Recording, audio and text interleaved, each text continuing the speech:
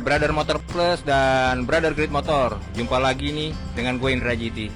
Sekarang saya masih di USG, Scooter Garage ya. Jadi USG itu bukan masalah ronsen kehamilan. Oh, jadi Ujang Scooter Garage di kawasan Pondok Ranji, Ciputat Timur nih ya. Jadi ini spesialis Vespa ya, Vespa klasik ya. Nah ini dia membuat kaki-kaki Vespa PTS atau umumnya Vespa klasik ini jadi lebih nyaman nih. Nah ini bisa dilihat ya ini ya. Ini bentuk-bentuk kaki-kaki depan Vespa PTS 100 yang beda-beda nih. Paling sebelah kiri adalah masih kelihatan standar, tapi ternyata ada bedanya untuk bikin ribbon yang lebih baik. Nah yang sebelah kanan itu udah diganti ya, shock breakernya pakai yang aftermarket, jadi membuat motor Vespa klasiknya jadi nyaman. Nah biar jelasnya kita tanya nih sama Om Ujang. Nah Om Ujang ini adalah owner dari USG Scooter Garage ya. Gimana? Selamat sore Om Ujang. Halo, selamat sore. Saya Ujang dari USG Scooter Garage, berlokasi di Pondok Ranji, Jalan WR Supratman. Hari ini saya mau sedikit kasih tips yang nggak begitu, sebenarnya semua orang awam pun tahu ya, untuk mengaplikasikan atau meriset, membuat supaya lebih nyaman dengan part yang sudah ada. Yang pertama itu yang harus diperhatiin itu sebenarnya simple ya. Dari karet-karet dampernya, terus dari bosing-bosingnya, itu hal kecil tapi harus diperhatikan.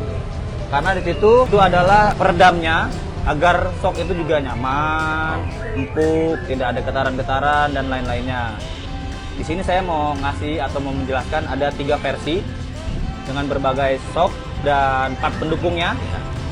Yang tengah ini kita pakai shock standar, terus forknya juga standar semua, anti dive-nya standar gitu kan. Sebenarnya lebih ke fungsionalnya juga sih. Kalau untuk si standar ini kenapa saya nggak banyak ubah, karena memang ya ini kan PT 100 ya, top speednya nggak begitu kenceng-kenceng banget, dan kita juga ini memang fungsinya kita untuk jalan-jalan santai, San Mori sama anak istri. Jadi masih cukup nyaman dan masih cukup baik juga kok. Gitu. Kalau servis ini shock breaker berapa biayanya? Kalau servis shock breaker standar untuk maintenance-nya, di atas ini ada karet damper, di bawah juga ada bosing. Nah untuk maintenance pergantian bosing bawah dan damper atas itu 100.000 standar nih, 100.000 ya. Jasa sudah sama part, pokoknya murah meriah, makanya kebanyakan orang murah, ntar aja. Kalau yang sebelah sini yang up sedikit, misalkan ini bentuknya masih standar nih ya? Ini bentuk standar, Bang. PT saya shock standar, tapi kok ribbonnya terlalu empuk ya Bang. Gimana nih cara bikin ribbonnya agak lebih soft gitu kan, atau lebih keras sedikit gitu, biar bantingannya atau pantulannya itu nggak terlalu mumbul. Kita ada solusinya. Ini kita tambahin part pendukungnya, namanya anti dive. Saya ambil nih barangnya. Jadi anti dive ini juga ada 2 versi. Yang saya pakai anti dive ini modelnya model SIP. Dia hanya plat. Apa nih Bang kelebihannya part ini? Kelebihannya kita masih bisa pakai cover korek. Gitu kelebihannya. Terus kalau yang ini apa Bang bedanya? Yang ini bedanya dia nggak bisa pakai cover korek. Karena dagingnya lebih tebal. Gitu. Terus fungsinya apa Bang pakai anti dive? Fungsinya itu walaupun kalian pakai shock standar, tapi ada tambahan anti dive, si ribbonnya itu bikin lebih agak sedikit soft, nggak begitu empuk banget, karena posisi shock yang tadinya di depan dia agak lebih mundur. Gitu. Lebih mundur ya? Lebih mundur. Beda kalau yang tengah, lebih ke depan dia. Gitu. Gitu agak ya? lebih mundur, makanya dia agak lebih soft. Memperkeras sedikit lah ribbonnya. Gitu. Yang depannya itu yang pakai anti dive. Anti dive-nya kita jual 150.000, pasangnya 30.000. Udah sama pasang, udah sama spare part juga nih. Untuk anti dive ini mahal sedikit, tapi dengan syarat dia tidak pakai cover. Biasanya ini untuk aliran racing look lah. Harganya 185. Bang, saya punya uang lebih nih Bang. Saya mau pakai anti dive sama pakai shock yang bisa nyesuaiin kebutuhan saya nih di segala track.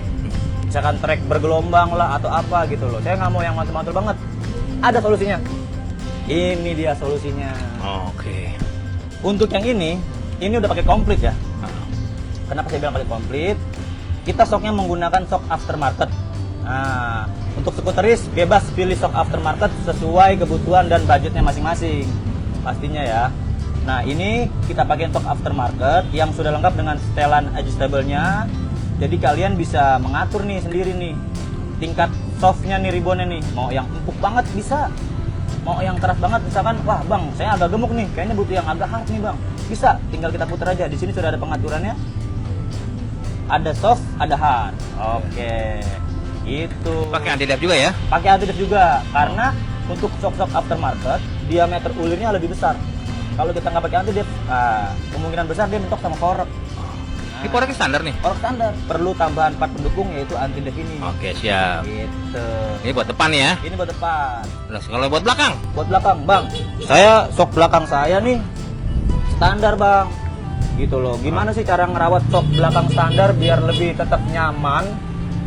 Injotannya, ya elah injotan, ya ada. Ribbonnya biar lebih nyaman. Gampang bang. Shock standar ini sebenarnya udah shock paling bagus, terbaik saya bilang untuk kelas standar ya. Ini mereknya Kayaba. Nah, yang harus rutin sering-sering dicek itu nih. Ini kecil orang bilang apa ya, bantalan tahu lah atau apalah, tempel lah ya. Nah, ini saya sebutnya bantalan shock atas. Ini yang harus diperhatikan. Kenapa harus diperhatikan? Karena ini juga membantu meredamkan getaran-getaran dari kejutan-kejutan di jalanan yang bergelombang, yang batu-batu. Ini karena ini sering banget suka ada keretakan, pecah, kemakan usia gitu kan. Ini harus sering diperhatikan. Rutin ya, apalagi kalau kita untuk daily nih. Wah, itu harus diperhatikan.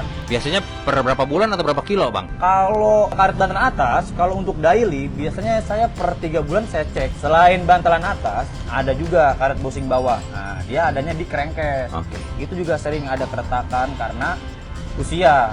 Itu jadi getas lah, retak-retak lah. Ini harus diperhatikan. 3 bulan juga sama. Jadi sebenarnya shock standar enak juga, asal sering diperhatiin aja. Oke. Gitu. Kalau yang belakang standar, ini kena 150.000. Kenapa 150.000? Karena ini kita harus buka tangki. Oke, itu pengerjaannya berapa lama, Om? Pengerjaannya 30 sampai 45 menit. Oke, berarti sejam bisa ditunggu ya kira-kira ya? Tunggu sambil ngopi. Oke, habis itu? Misalkan, bang, saya ada uang lebih nih.